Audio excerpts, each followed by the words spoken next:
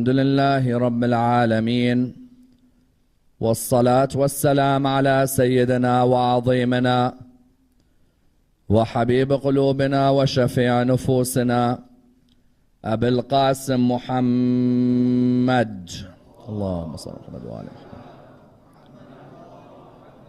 وعلى أهل بيته الطيبين الطاهرين وأصحابه الغر الميامين. الحمد لله الذي جعلنا من المتمسكين بولاية سيدي ومولاي علي بن أبي طالب.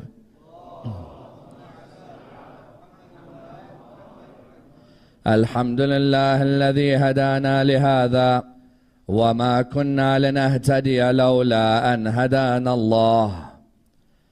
أما بعد، يقول الله في كتابه الكريم: بسم الله الرحمن الرحيم إن علينا جمعه وقرآنه.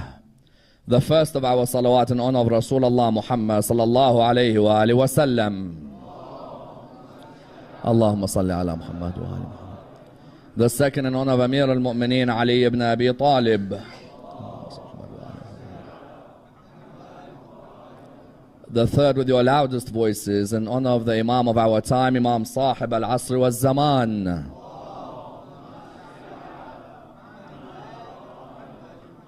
Respected scholars, brothers and sisters, Assalamu alaikum wa rahmatullah wa barakatuh. Who wrote the Qur'an is a fundamental question. How exactly did the transfer take place from the memory of the Holy Prophet onto that written material?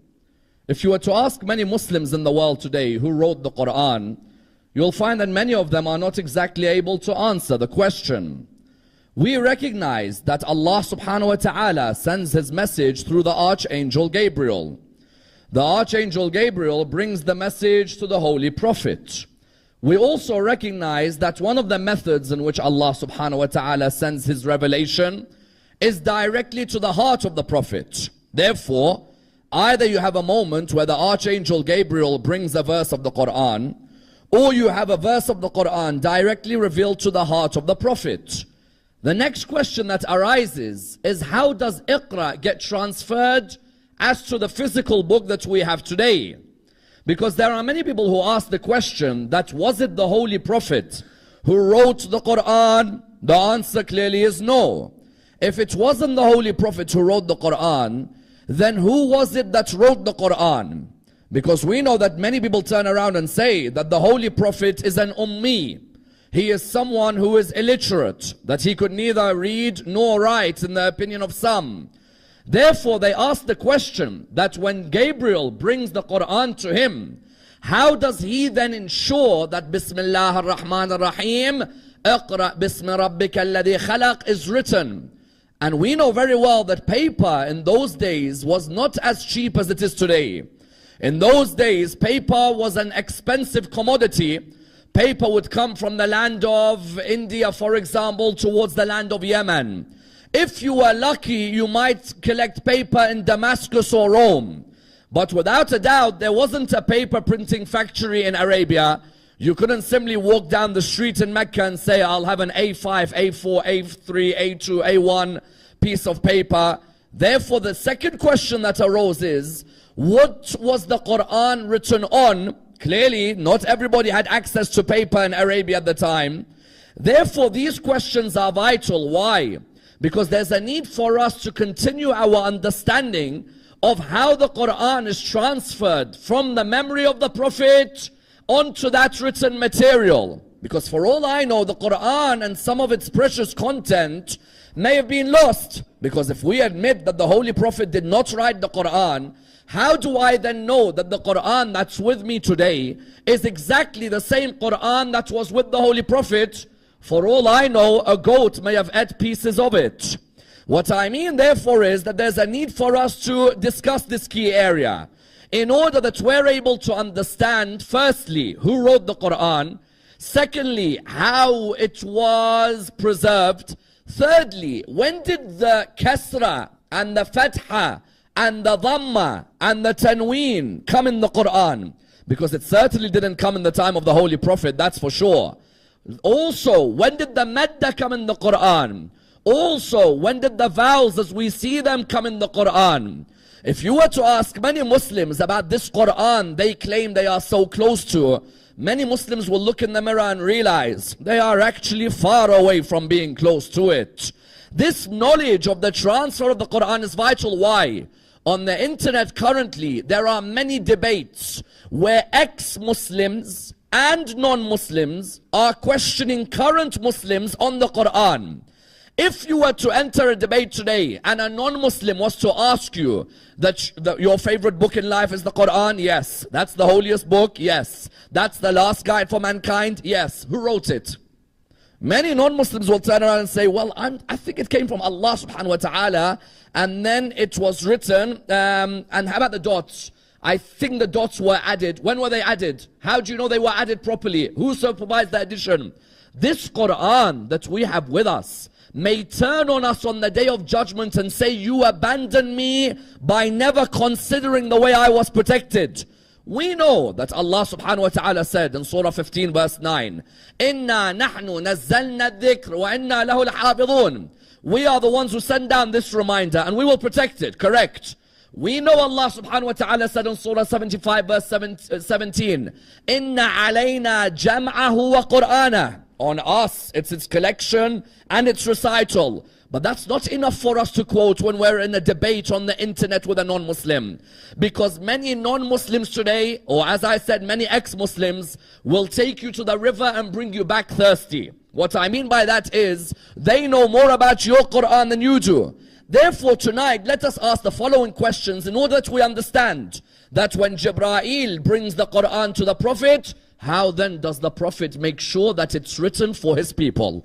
Let's dissect this in the following stages. Number one, how did the Prophet create a fervor of love for the Qur'an so that the fate of the previous scriptures would not affect the Qur'an? Number two, when we say that he was illiterate, does that mean he couldn't read or write? Or what is the real meaning of him being ummi? And how does the Qur'an show this meaning is important?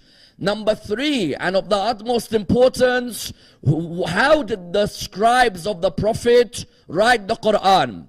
And how would the word Bismillah ar-Rahman ar-Rahim be instructed to be written by the Prophet, letter by letter, ink by ink, pen by pen? Number four, what would they write the Qur'an on if paper was so expensive? Number five, who ordered the order of the verses of the Qur'an? And why is Surah Alaq number 96 when it should be number 1? Number 7, and of the utmost importance, who began the writing of Kasra, Fatha and Dhamma on the Qur'an? And how would the movement of his lips determine where it would go? And number 8, is it true that Muawiyah was a writer of the Qur'an? And why is he called the writer of the Wahi? Let's dissect this and dissect the topic in complete depth.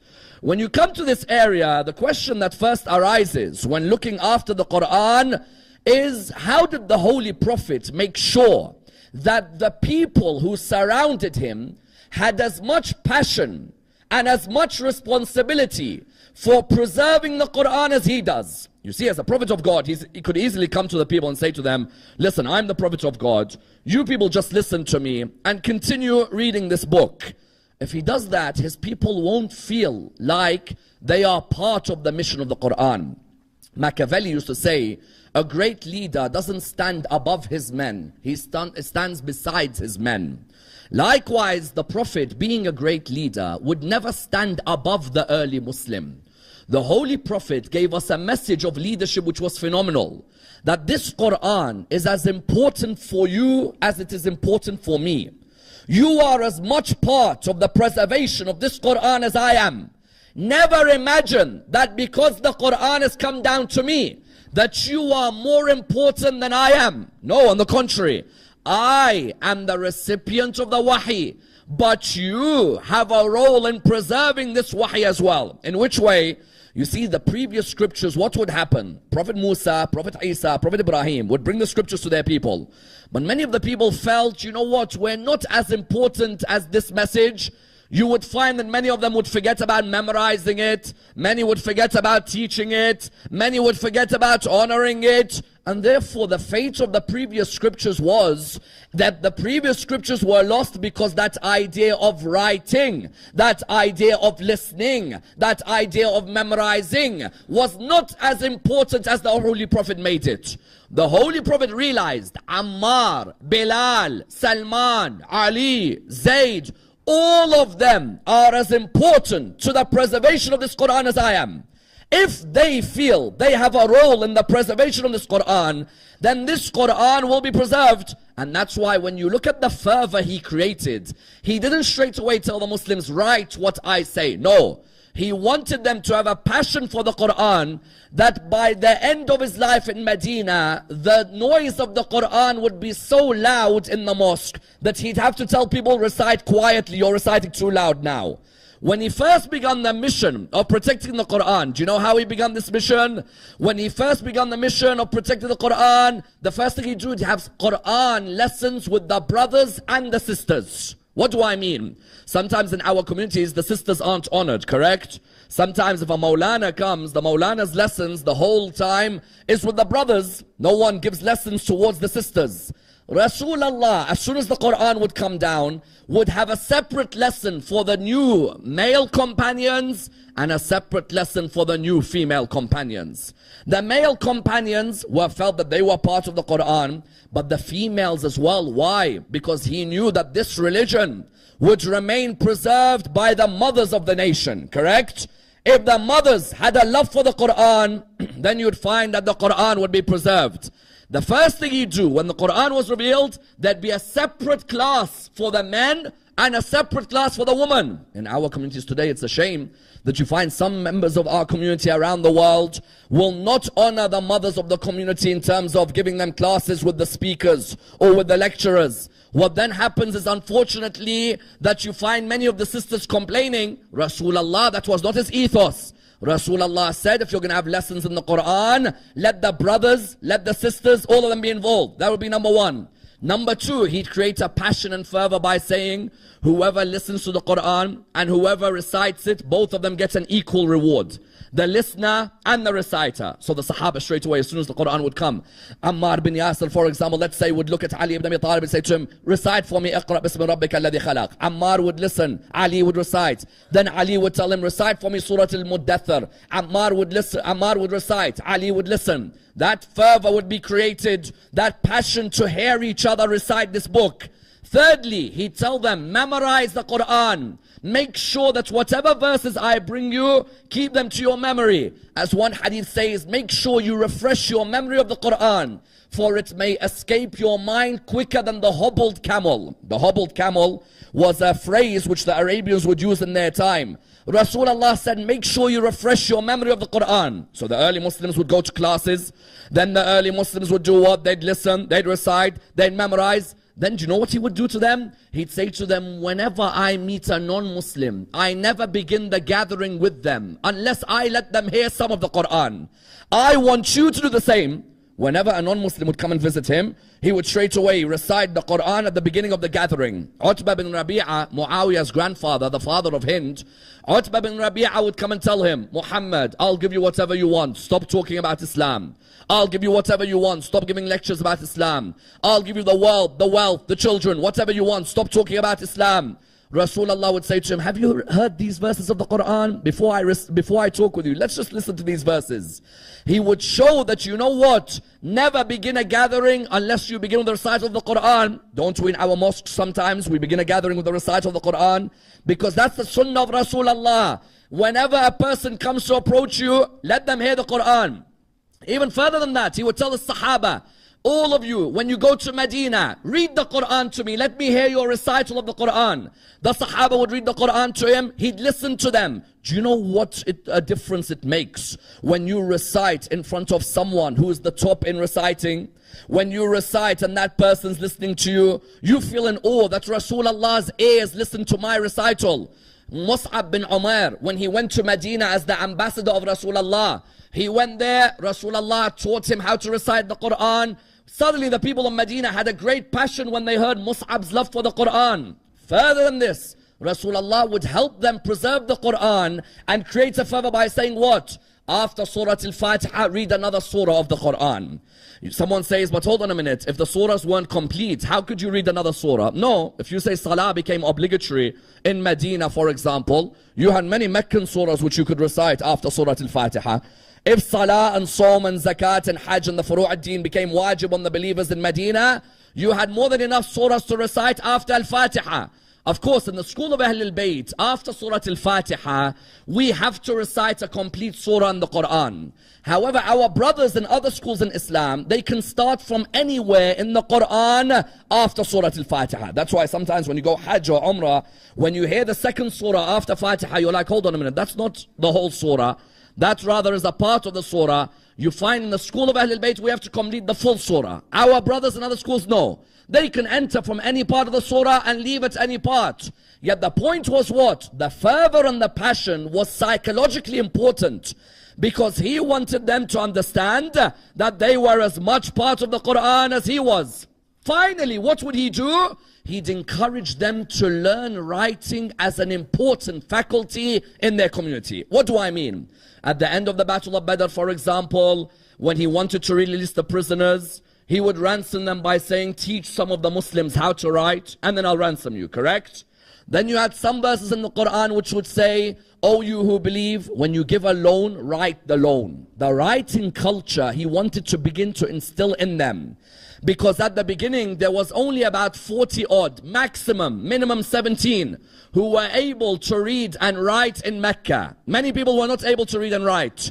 He wanted to instill in them a passion for writing, so that any documents, any forms, any scribes which need to be written, they would have that fervor for it. And that's why the question arises, with all of this, did he write the Qur'an, or was it someone else who wrote it? You find, no, he didn't write the Qur'an. Some say, why? They say, because he's an ummi, he can't read or write. We know in the Qur'an, the verses are clear. الَّذِينَ يَتَّبِعُونَ الرَّسُولَ النَّبِيَّ الْأُمِّي. Correct? الَّذِينَ يَتَّبِعُونَ الرَّسُولَ النَّبِيَّ الْأُمِّي. What does it mean? Says that they follow the messenger, the prophet, who is an ummi. In another verse of the Qur'an, you find the word ummi. هُوَ الَّذِي بَعَثَ فِي الْأُمِّيِّينَ رَسُولًا مِّنْهُمْ. Many said that he didn't write the Qur'an because he's an ummi. They said ummi means what? Ummi means that he can't read and write. No. Ummi doesn't mean he can't read and write. Ummi means he was never formally taught at an institution how to read and write. This is a vital point. If you say Rasulullah can't read and write, there's a problem there. It's like, how am I following a man who can't read and write? Our Holy Prophet learned more languages than everyone in this hall and everyone in this world put together. Our Holy Prophet could read and he could write. Ummi doesn't mean he couldn't read and write. It means that he was never formally taught at an institution how to read and write. What's the difference? The difference is, if you say he was taught at that school in Mecca, and then he wrote the Qur'an, they'll turn around and say that's Muhammad's opinions, not Allah.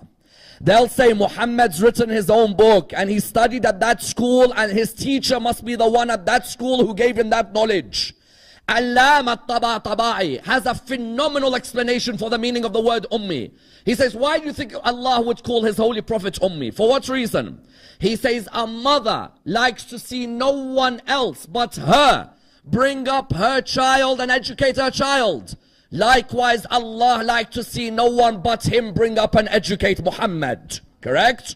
Allah subhanahu wa ta'ala, when he says my prophet's an ummi, doesn't mean he can't read and write. No one can ever say he was taught by anyone but me. Who taught him? I taught him. Why? Today, if you said Rasulullah wrote the Qur'an, people would turn around to you and say what? People would turn around to you and say, no way. That means that Muhammad, where did he study? You say he studied at Mecca University. Then who was his teacher? They'll say the person who taught him Arabic was this person. Everybody would turn around and say what? They turn around and that professor is the one who taught him about the Qur'an. Find out who that professor is, and then you'll realize who taught him the Qur'an. Ask any Arab at the time, did Rasulullah go to school? No. Did he go to college? No. Did he go to university? No. So who's the one who's taught him this? Who? Allamahu? Who? Allamahu, the Lord. the Almighty through the angel Jibreel. That's the one who taught him how to read and write. But why did Rasulullah not display the reading and writing? Because he knew, had he written, they would have said that's Muhammad's opinions. But while he doesn't write, no one can accuse him. Let alone the fact that some of the things he's writing, you need to have gone to 100 universities to know, correct? If Rasulullah wrote this Qur'an, well, how does he know about the sea and the clouds and the solar system and the camel and the fingerprints? But anyway, besides that point, وَمَا كُنْتَ تَتْلُو مِنْ قَبْلِهِ مِنْ كِتَابٍ وَلَا تَخُطُّهُ بِيَمِينِكَ إِذًا لَارْتَابَ الْمُبْطِلُونَ. What does the Qur'an say? The Qur'an says you never used to what? Recite a scripture before this, nor did you transcribe this. Their arguments are all weak and feeble. Those who try to say that Rasulullah wrote the Qur'an, no, Rasulullah didn't write.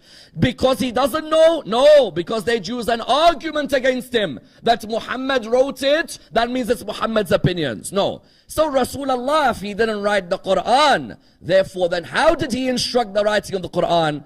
Rasulullah would have scribes under him. These scribes, the Sahaba, they would be the ones he would instruct to write the Qur'an.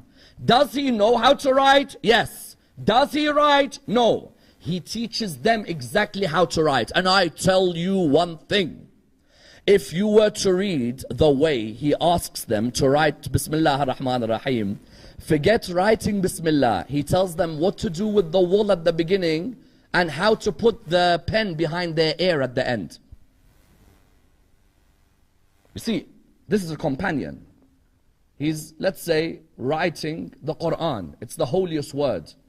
I don't just tell him, write Bismillah ar-Rahman ar-Rahim. Yes, any Arab would be able to just turn around and say, Bismillah ar-Rahman ar-Rahim. No, no, no, no, no, no, no, no. The way you write has to be particular.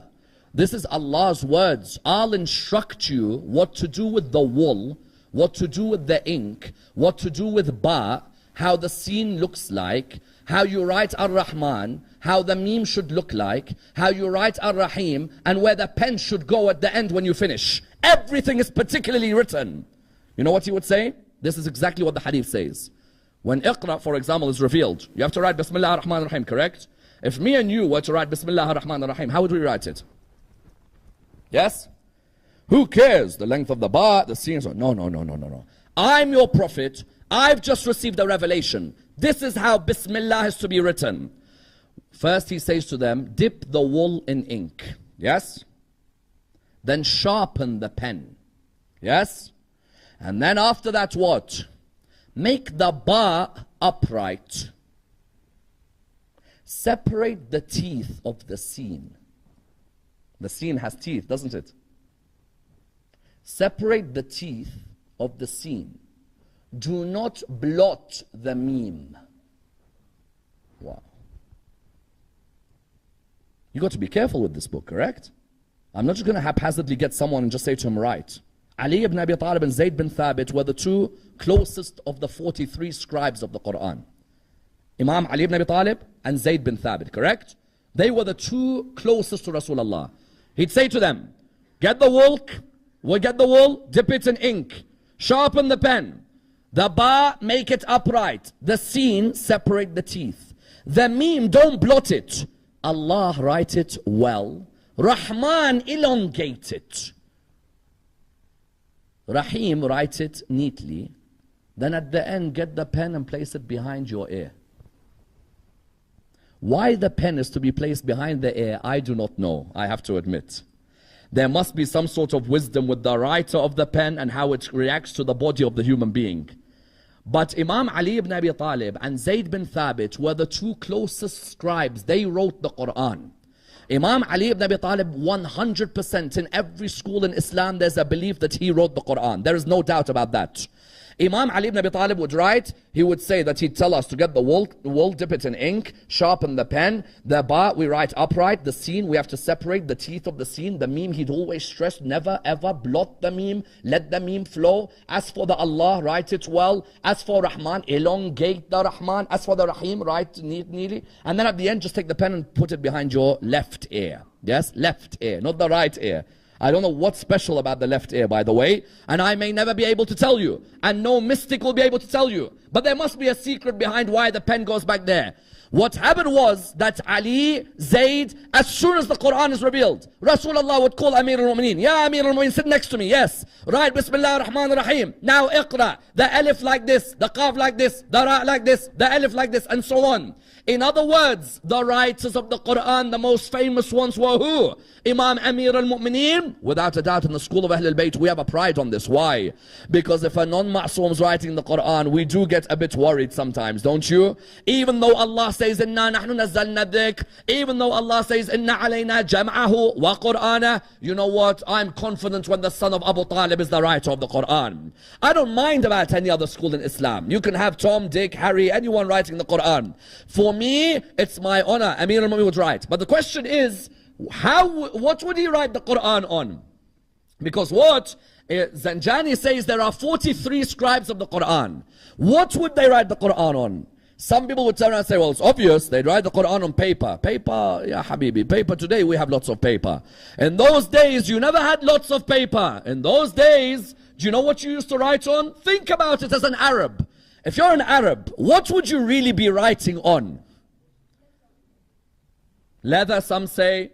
Others say wood. You hear leather, you hear wood. Some of us have got part of it right. Shizaz was a type of wood in Arabia. So some of them who could afford the shizaz would write the Qur'an on the shizaz wood. Yes? Others would write the Qur'an on silk, harir. So a person would say, you know what, I want to be one of the scribes of the Qur'an. So he buys harir, silk, and he writes the Qur'an on silk. Others would write the Qur'an on what? Usub. Someone says, what's usub? You've seen the large leaf of the date palm? The broad side of it, the broader side, you'd collect it, and some of them would write the Qur'an on the broader side of the usub. Some would write the Qur'an on a likhaf. What's a likhaf? White clay tablet. You buy a likhaf and you come and you write the Qur'an on the likhaf, but it's a white clay tablet, quite big, so you can write lots of verses, correct? Yes? On the likhaf. Some of them would write the Qur'an on a dhil'. What's a dhil'? Rib. The rib of an animal. These are Arabs. Got all these animals around you, you hunt them, you've killed them, there's some bone remaining. You get the rib. On the rib, اقرأ بسم ربك الذي خلق. خلق الإنسان من علق. Others would write the Qur'an on aktaf. The shoulder blades of a camel. They'd get the shoulder blades of a camel. Yes? So imagine you just barbecued this whole camel. And there's this big shoulder blade left. Yes? You know the Nundu area. Yeah. So you would take this whole area, let's say the shoulder blade area, and you would write the Qur'an on that. Yes? So what you have? Some wrote the Qur'an on silk. Some wrote the Qur'an on wood. Those who had access to the qartas. Qartas means what? Qartas means paper. Surah 6 verse 7 of the Qur'an mentions the qartas. Because the Qur'an gives you a hint of the ability to write. The Qur'an mentions qalam, suhuf, qartas. We give a hint of scrolls, paper, pen. But it's not that simple. Imam Ali ibn Abi Talib would either use silk. Imam Ali ibn Abi Talib may use likhaf. Imam Ali ibn Abi Talib may use the usub. Zayd bin Thabit may use the aktaf. You see, in those days, paper was expensive. You don't have Sahaba going around and saying, you know what, can we order about 1 million pieces of paper? No way. So what you do is you think to yourself, you know what can I afford? I'll afford shoulder blade. I'll afford, for example, the rib. I'll afford, for example, a white clay tablet. And I'll write them all in the Qur'an. I then take them to Rasulullah when I've written, and I show Rasulullah, Ya Rasulullah, have a look on what I've written. Rasulullah would look at the shoulder blade, he'd look at the rib. Poor Rasulullah, what he had to go through, and the ones who are writing the Qur'an. Yes, it's like a zoo, and what's left behind, really, you find, but these companions were so passionate and dedicated that they would write every word of Rasulullah. They couldn't wait to go and see him. In other words, the qartas, harir, likhaf, usub, aktaf, dhil', all of these were used to write the Qur'an under the supervision of the Holy Prophet. A question arises here on this note. When they were writing the Qur'an, when they've written the Qur'an and all of these, and now you've collected the whole Qur'an, correct? You've got all of these pieces, you've collected the whole Qur'an. Who ordered the surahs? Because imagine you've got all of these surahs now. Who orders the surahs in their order? Why do we ask this question? Because someone turns around and says, hold on a minute. You said Surah Alaq, Bismillah ar-Rahman ar-Rahim, Iqra bismi rabbika alladhi khalaq. You said that the order was what? That it was the first surah. If it's the first surah, why is it Surah 96? Have you ever wondered that? Iqra is Surah 96 in the Qur'an. But hold on a minute, it's the first surah. What's the second surah to be revealed to the Holy Prophet? Anybody know the second surah? Qalam. Qalam is which surah in the Qur'an? Say 67, yes? Lots of hard work in the last week's really been going on. Then say, what's the third surah in the Qur'an? Yes, let's say, Muddathir. Then after that, Muzzammil. Muddathir and Muzzammil are surahs 73 and 74. So hold on a minute, the first 4 surahs of the Qur'an to be revealed to Rasulullah, yes? The first 4 surahs of the Qur'an to be revealed, 96, 67, 73, 74. Why not just make it a chronological book? There are different opinions. One opinion is the Qur'an's not a chronological book. Who said the Qur'an's a chronological book? Yes, the Bible tells you the history of man, yes? And the creation. Who said the Qur'an's that? The Qur'an's a way of life, not a book of history. Firstly. Secondly, some people had the opinion, which I must admit, I in my research disagree with, but this is their opinion. They say, Iqra, when it was revealed, the first 5 only are revealed verses. The first chapter to be revealed fully is which one? Think about it. Logically, what's the first chapter to fully be revealed? Fatiha, exactly. So they said that the reason Iqra is not the first surah in the Qur'an is because not the whole surah was revealed. Until the whole surah was revealed, made it number 96. So they said Allah put the arrangement of the surahs in which arrangement? Allah put the arrangement of the surahs according to which surah is fully revealed. I differ with that opinion. Why? Because what's the second surah of the Qur'an? Baqarah.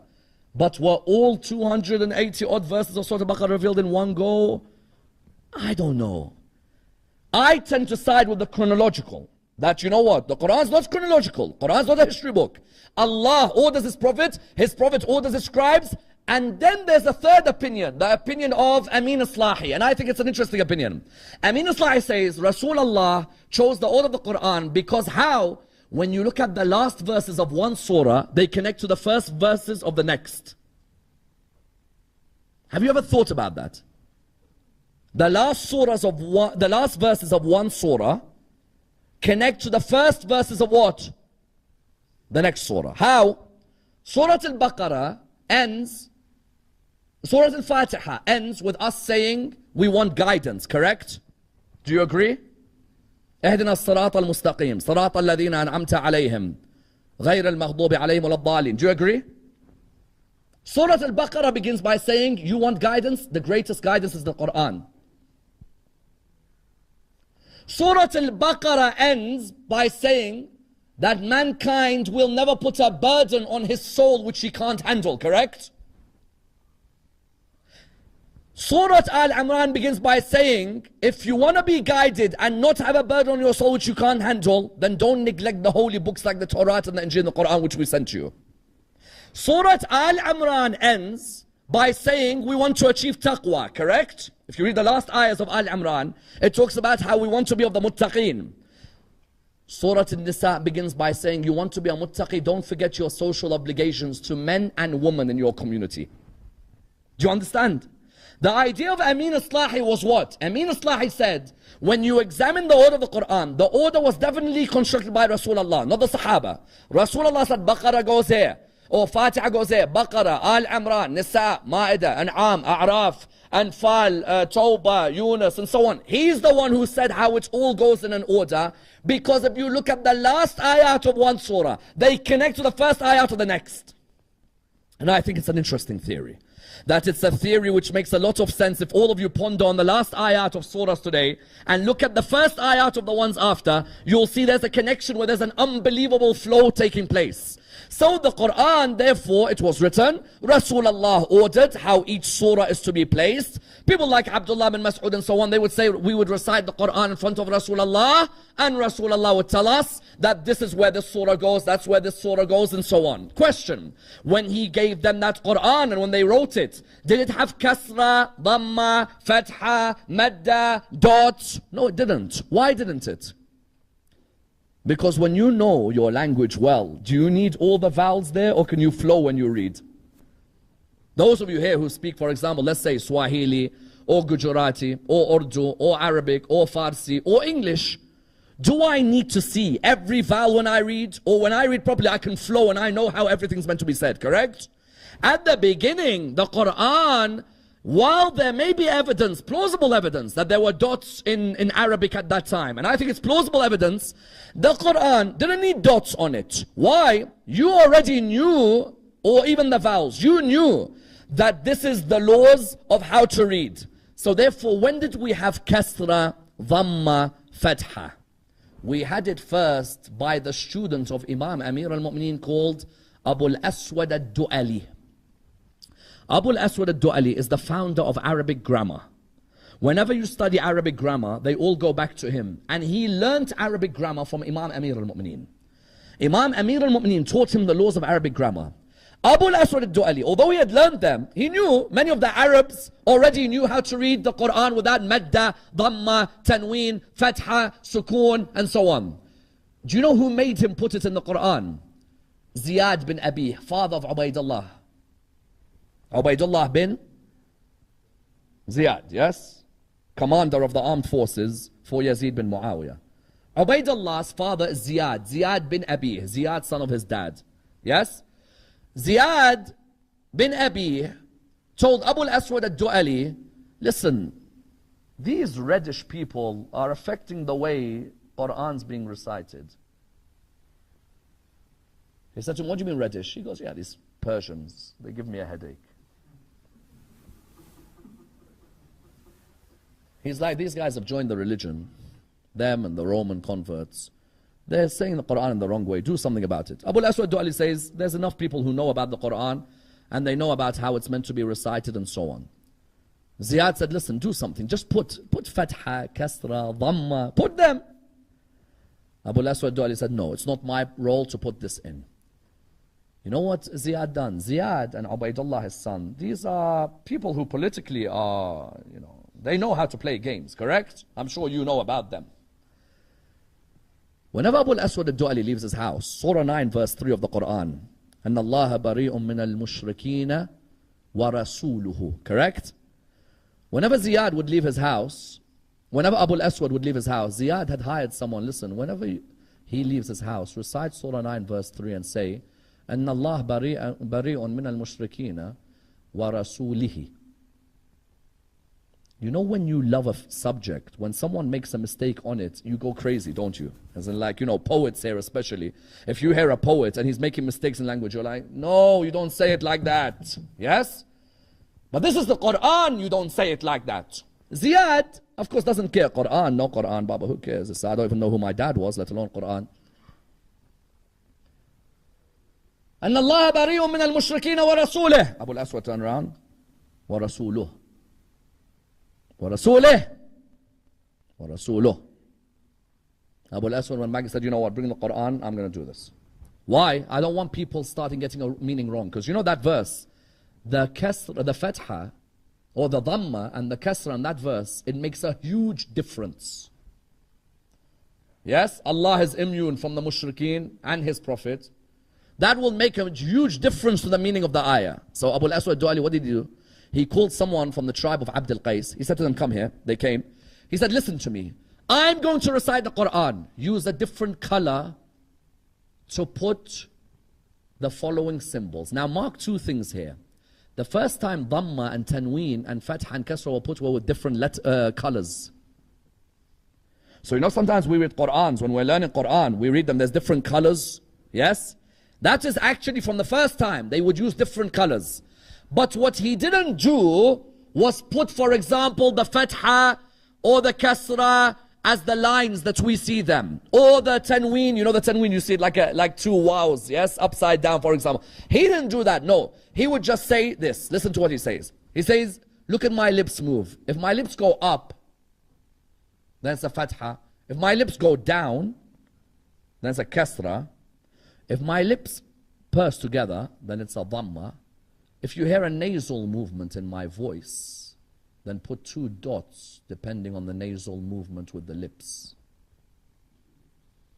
So what he would do, the person writing, would put a dot at the top, that means what? Fatha. A dot at the bottom, that means what? Kasra. 2 dots means what? Tanween, correct? That was the first person who done this, but not the way we have them. Rather, it was done in dots. Then the addition of dots into the Qur'an, for example, for Seen and Sheen. For example, Seen and Sheen, those dots, they were added by who? Yahya bin Ya'mar in the time of Hajjaj bin Yusuf. Okay? Then the Madda and the Fatha as a straight line and the Kasra at the bottom, these were added by who? Khalil bin Ahmad al-Farahidi. He's the one who first added them many years after Rasulullah was alive. He's the one who first added the way we have them today. In other words, were there dots at the time of Rasulullah? Not necessarily. Was there Fatha, Kasra, Dhamma? The Arabs knew their language well. When did this all come? In the time of Bani Umayyah, you found a rise of these things. But of course, the presence of the Imams of Ahlul Bayt meant that they would supervise everything. In other words, the Qur'an was preserved by the Prophet. The Qur'an was honored by the scribes. The Imams of Ahlul Bayt were present. Someone asked the question. Ibn Majah in his Sahih says that Aisha says there was a verse on stoning and on suckling in the Qur'an. But because of the havoc that's happened in the time of Rasulullah, a goat ate it. It was under my bed, but the goat ate it and it's not there anymore. Do we believe in this? No, we don't. No. Aisha, maybe, you know, the goats in her house did eat a part of the Qur'an. But alhamdulillah, Imam Amir al-Mu'mineen is alive. And Imam Amir al-Mu'mineen will ensure that a goat doesn't come near the Qur'an. Because Imam Amir al-Mu'mineen, without a doubt, is the walking Qur'an on this earth, correct? Imam Amir al-Mu'mineen doesn't worry about goats moving around his bedroom at home. Rather, Imam Amir al-Mu'mineen makes sure that the Qur'an was honored, that the Qur'an was protected. That's one angle. Another angle. Was Muawiyah a writer of the Wahi? Some ask the question. Because you know one of the merits they give to Muawiyah today, the school in Saudi Arabia and all that filth over there. One of the merits that they give Muawiyah is what? They give the merit to Muawiyah that he's the writer of the Wahi. Yes? Writer of the Wahi means what? That he would write the Qur'an. When did he convert to Islam for him to write the Qur'an? He firstly converted in the last couple of years of Rasulullah's life. But that's the beauty. The ones who convert at the end know more about Islam than the ones who were there at the beginning. Correct or no? There's one who converts at the end, yes? He has narrated 5,500 hadith. I have not got a clue how a man who met Rasulullah for 3 years has 5,500 hadith. And a man who's brought up by Rasulullah has 23 hadiths. Then you have Muawiyah as the scribe of the Qur'an. Go to the scholars of Ahlul Sunnah, Dhahabi. Even go to a scholar, not necessarily a scholar of history, a scholar of social thought. Said Muhammad Qutb in Social Justice in Islam. Makes it clear because this is a fable, this is a myth. Muawiyah is the writer. He says Abu Sufyan, when he became a Muslim, said to the Holy Prophet, I don't want Muawiyah or our family to be looked down upon. Give him a role. So he gave him a role to be a secretary who writes contracts when land is sold. That became what when he became Khalifa? It's good. You know, when you become Khalifa, you could change everything, can't you? Wallah, Khalifa is a good position if you play with it properly. You can change the history where you become not a writer. No, you become the writer of the Qur'an. Muawiyah bin Abi Sufyan is the writer of the Qur'an. What does the poet say? They say that he's the writer of the Qur'an because of how much Rasulullah loved him. A man who sticks a spear in the Qur'an can never protect it. Correct? A man who stuck spears in the Qur'an on the day of Saffin is the writer of the Qur'an. A man who kills Ammar ibn Yasir is the writer of the Qur'an. A man who kills, for example, Amr bin Hamaq al-Khuzai, Hujr bin Adi al-Kindi is the writer of the Qur'an. How could you say this person? What do they call him? They call him Khal al-Mu'mineen, the uncle of the believers. Why? Because they say Muhammad bin Abu Bakr. They say what? They say because he was his sister was whom? Because his sister Habiba was daughter Habiba. So therefore he's the uncle of the believers. Yes?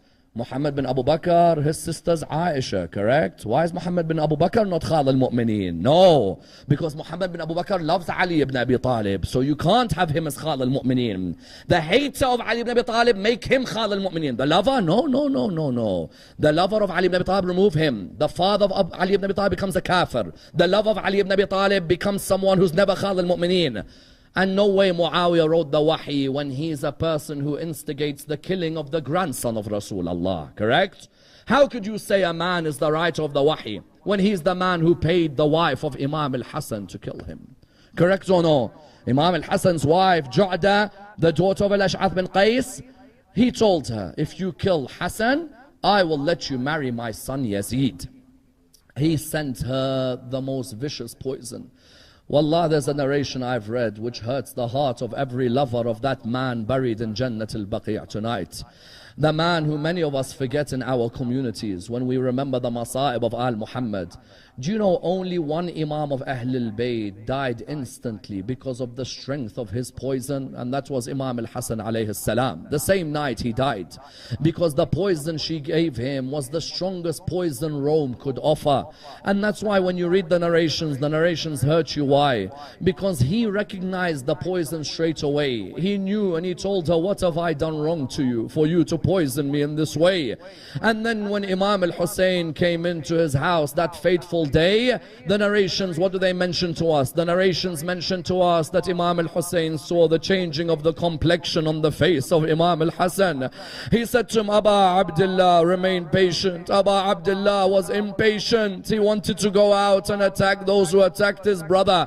He remembered his brother protected him when his mother was killed behind the door. He remembered his brother was alongside him when Imam Amir al-Mu'mineen was struck in sujood. He remembered his brother at every moment. Now he sees his brother vomiting his liver into the bowl in front of him. You know what's happened at that moment? They both heard the door knocking. When they heard the door knocking, you know what happened? Imam al-Hussein covered the bowl at this moment.